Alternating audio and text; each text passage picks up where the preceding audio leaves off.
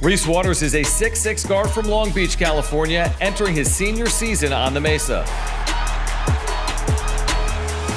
How do you describe your first season on the Mesa at San Diego State? It was different for sure. I enjoyed it a lot. There's a lot of things to learn from it, a lot of things I did good and things that I can improve on, but I'm pretty happy with how it went, and I'm looking to expand this year. Did you learn a lot about yourself? I'm sure every year you do, from your years at SC to your first year here. What did you learn about yourself going through last season? Yeah, I learned for sure my mental, I got to keep it straight, not really think about what could be in the future or really what's going on around me, just worry about myself and what I can do and then helping to contribute with the team. I grow up, everybody matures differently, and I think I matured a lot since last season until now. Reese, how do you describe the culture at San Diego State?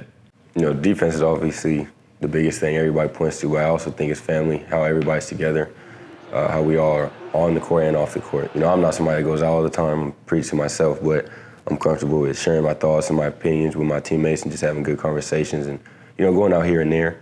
But definitely just being together and knowing that, together we could push through anything. What was the biggest adjustment like for you going from SC to San Diego State? What was the biggest adjustment? I think more of my role, how I had in the beginning of the year, I can speak about. Just, being more confident in myself, being more confident that my coaches have confidence in me as well, to take the shots that I want to take and know that I'm going to make them.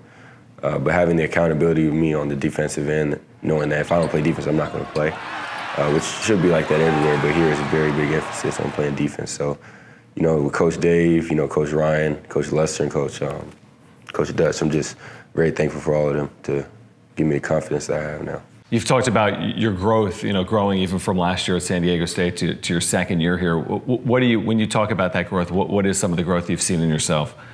I'm a little bit more vocal. I'm a very quiet person. I kind of keep my thoughts to myself, but I've been trying to help out the people around me because we have a whole new team, a lot of transfers and a lot of young kids, so just trying to help them out as well. Being able to take in information without looking at the negative side of it, looking at the positive side, whether it's film, whether it's talking with the coaches about anything, just being able to take in critical information and make it positive. Is it an easy process to bring in new teammates in today's world of college basketball? Is that an easy process, or does it take time? Well, I think it depends on the program. San Diego State, everybody that gets recruited, you have to have good character. You have to be somebody of substance. I feel that a lot of times people look at the NIL and what they can get in terms of money-wise and material instead of what they could get for their own character or their own gain, helping them as people. And I think here having good people around you is definitely easier. So I can speak for San Diego State. It's very easy when it's somebody new because they're going to have good character. Do you feel like this group is a hungry group? Because, a year ago, that team was coming off a national championship game appearance. Yeah, there were new pieces like yourself. This team's coming off a Sweet 16 appearance as well, but it feels like there's as many new faces as there's been in a while at San Diego State. Does that make a group hungrier? Yeah, I think in a sense, everybody has a different role this year, whether it goes from me to Bird to the transfers to the people that didn't play last year, they're going to have a bigger role this year, or the incoming freshmen. I think everybody wants to win. That's everybody's goal. Of course, we have our own individual goals, just like everybody else, but, I know as a team, we've talked about it before, we're not going to let our individual goals get in the way of the team's success. So, having new people is hard, but I think we've done a pretty good job managing it, and we gelled together pretty well on and off the court. What was it, you mentioned the recruiting process, but what is it the coaching staff saw in you? And going back to your days in high school, what is it that they've always seen in you that has been so appealing? I would say somebody that's willing to do whatever it is to win. Of course, being able to score, but to me, that's surface level, like anybody can score. I think the ways that I can score and really my IQ for the game, just being a smart basketball player and showing that more of a consistent basis, than I did in previous years is something that I'm trying to get better at right now. And I think I'm doing pretty good at just always playing and letting the game come to me instead of going out and forcing it.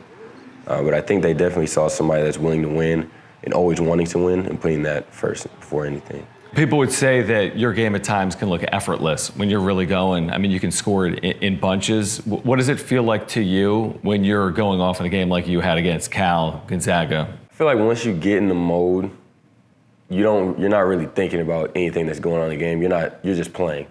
You're just playing, you're just making the right reads. But, that's great to have. But for the majority of the time, it's hard to really get in the mode like that in the game because there's different circumstances that could happen. You kind of got to be, I don't know, it's really a blessing just to get in the mode where you're just scoring and you're just playing, making all the right reads. So it's cool though. It's definitely hard to get in that mode, but I'm definitely trying to get to the point where that's like a consistent thing all the time, where I can just lock in right before the game and start the game off like that. What's it like as a player to play at Viejas Arena? I would hate to play against it for sure. It's definitely my favorite arena I've ever played in, whether it's high school, college. Everybody's always sold out. Everybody's always committed, especially when we're down.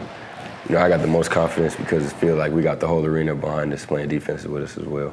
We read the story this past year that Mark Ziegler wrote in the Union Tribune about the fact that you give away a lot of your game shoes over the course of a season. Can you describe why you do that and how many pairs of shoes you give away over the course of a year? Yeah, I went to a basketball game.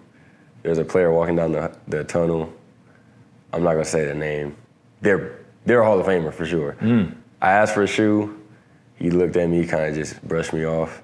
I didn't really pay any mind to it, but I remember my second year at USC, somebody asked me for a shoe, and I remember that moment, and I didn't want to be the same guy. And yeah, that was my only pair at the time, but I gave him the shoe. I went and got some shoes the next day, but I've probably given away around 30 pairs, 40 pairs in the last 2 years.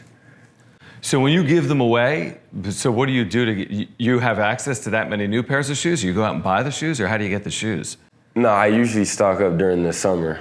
It was easy because I used to have a bunch of Nikes, but now we're Jordans. So over this past summer, I've just been getting, every time I go into like a Finish Line or a Foot Locker, if there's a Luka shoe or a Jason Tatum shoe, I'll get that shoe and just keep on. Or Zion's, those are my favorites. So I'll just buy those every time I go. I don't go often, but enough to where I won't run out for sure.